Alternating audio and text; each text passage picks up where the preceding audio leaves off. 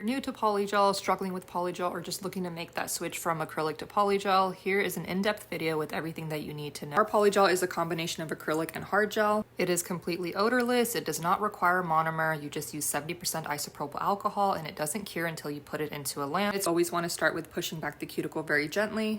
For that extra cleanup, I like to use a 240 grit sanding band at a very low speed. I use polygel as an acrylic alternative, so I like to apply it over half cover nail tip. With this method, you still get the length and strength of acrylic nails, but it's actually more lightweight on your hand. I go ahead and dehydrate with Young Nail Swipe and a lint-free wipe. You take a nail glue. I try to concentrate the nail glue on the center of the nail tip and kind of just gently drag it out. You don't want to flood the nail tip with too much glue. And removing the shine from the nail tip and just tapering the edges if needed. Shaping your nail tip as well. This is going to serve as your guide for application, so if you feel like your application is turning out bulky or your nails are just not turning out the way that you'd like, I would take a closer look at how your nail tip is looking before you even get to your application. You do want to use a primer. I use Young Nails Protein Bond. Go ahead and apply that to the natural nail. Once that air dries, I apply a gel base coat. This is an important step for polygel before you go in for application. So apply a full layer and fully cure that in your lamp. And do not remove the sticky layer after you cure. So I'm going to be using 70% isopropyl alcohol and this polygel brush from my brand. And I'm using a 48 watt nail lamp to make sure everything is fully cured. In this clip, I'm using our Desert Rose polygel, and I'm placing the first bead right where that natural nail meets the nail tip. I do recommend working in 2 beads or multiple beads in general if you're a beginner. You're going to have a lot more control over the product. A light hand, you're just going to take your brush and use light patting motions, and once it's kind of flattened to your liking, you're going to gently drag it down. This is where using a larger brush helps as well. This brush definitely has a bigger surface area.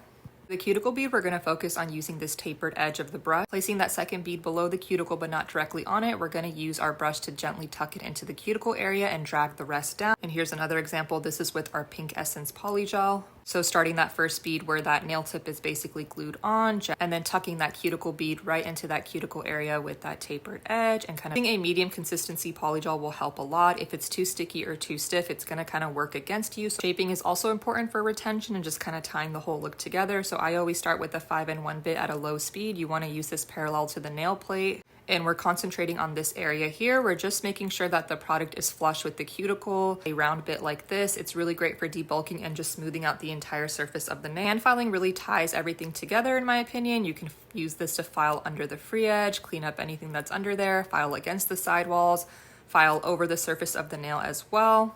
For nail art, I just like to buff everything down with any dust with isopropyl alcohol. Polish over polygel nails, you can do nail art. You shouldn't need a base coat as long as you're using a high quality product. These are from my brand, both the art gels and gel polish. You can go ahead and just do whatever nail art you'd like to do or polish over the nail, fully cure and top coat, and you have a complete polygel nail set. Hope